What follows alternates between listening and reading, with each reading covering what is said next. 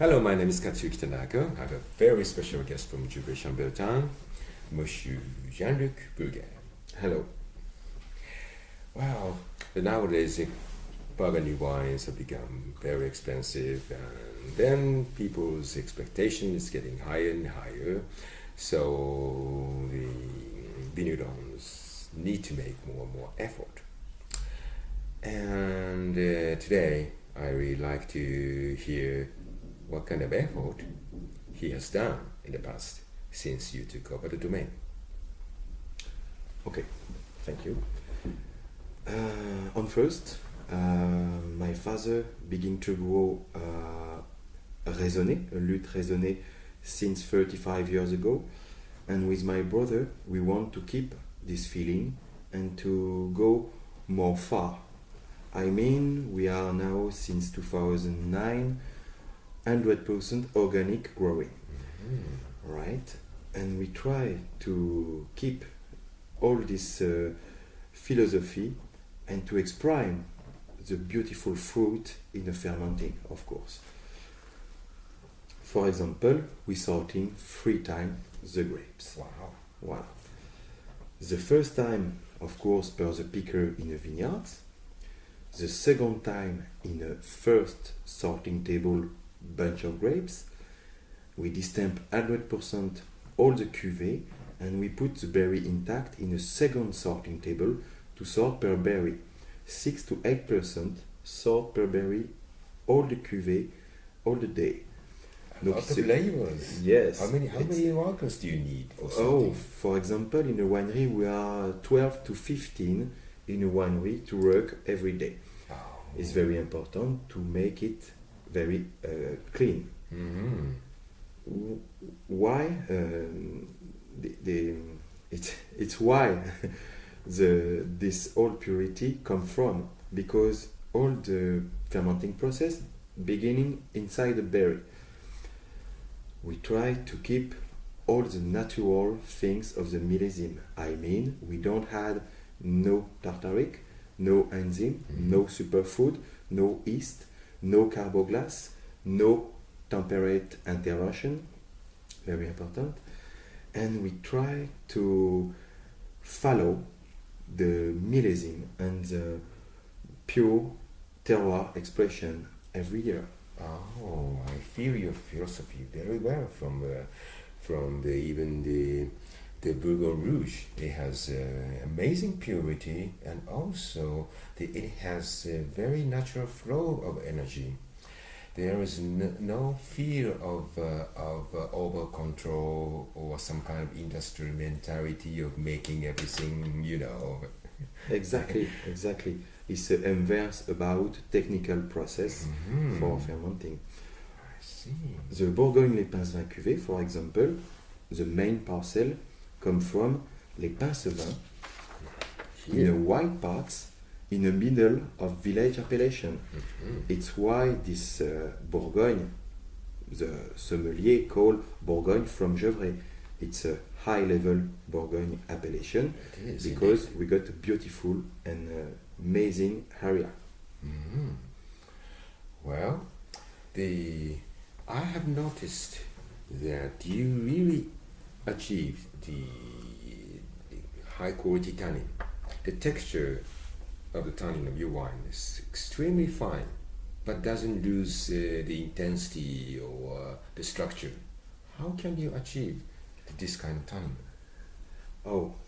I make the best. We make the best we can, but the grapes give to us many tannin and the good expression if we follow the clean process. I mean, we don't want to format it, the millésime and the wine, and we follow all the millésime expression. We don't add nothing, I told this, but we don't check the temperature. And if, for example, one fermenting begin this fermentation, we keep it and we try to exprime the best we can. But you said you don't control the temperature, so how can you keep the temperature modest? Oh, it's very simple. We put all the bâtiment and the winery before the harvest, 13 to 14 degrees before the harvest. All the material is a little bit fresh, and they give a few days. This process gives few days to keep the grapes intact and very fresh fruit.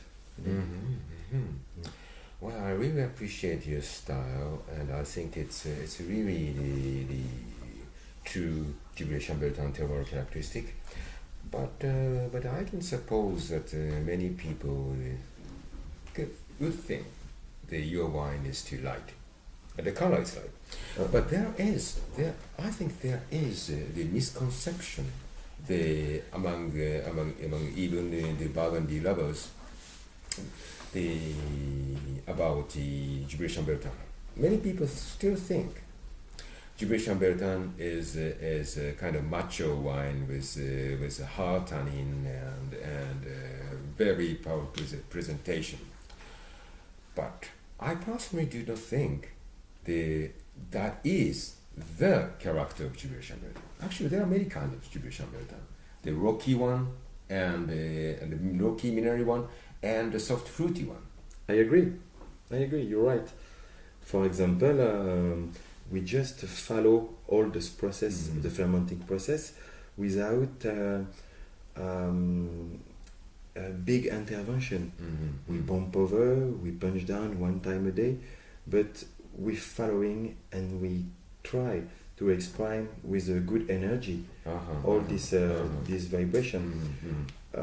We practice the old style made with how new material is very interesting, and you can see the result. Yeah. For example, this your favorite cuvée in the middle, my favorite. Yes. This has the rich, almost creamy fruitiness, the roundness, which is very different from the people's idea about gevrey chambertin. But I must tell that, for example, Curious Chambertin or the Premier Cru Petit Chapelle have a quite similar characteristic. This kind of roundness of black fruit with a touch of spice and the soft tannin. So I wonder why.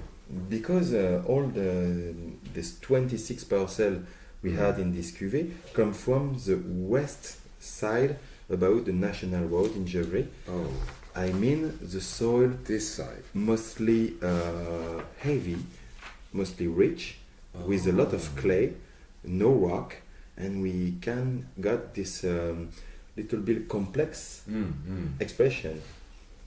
I see. It's an inverse, for example, for Symphony Cuvée. We had in this cuvée only the east side, about the National Road, les Crêts, la Justice, and all the Moulin Avant, for example. And we got many rock and dry soil in this area. Why this symphony is more mineral and more thin expression. Oh, I see. So in gevrey chambertin, you have a lot of rocks and a thin soil in up here, and a quite heavy soil in the middle, and once again rocky soil at the very bottom. The rocky soil is mostly in this area. I mean the Crêts, la Justice, les Mureaux, and we got amazing thin soil and dry soil. I see. Now I understand why these wines are so different. Totally. Even Appellation is the same village, gevrey chambertin. So I can understand these are true expressions of each type of Totally terroir. different, yes. I see. Well, thank you very much. You're welcome.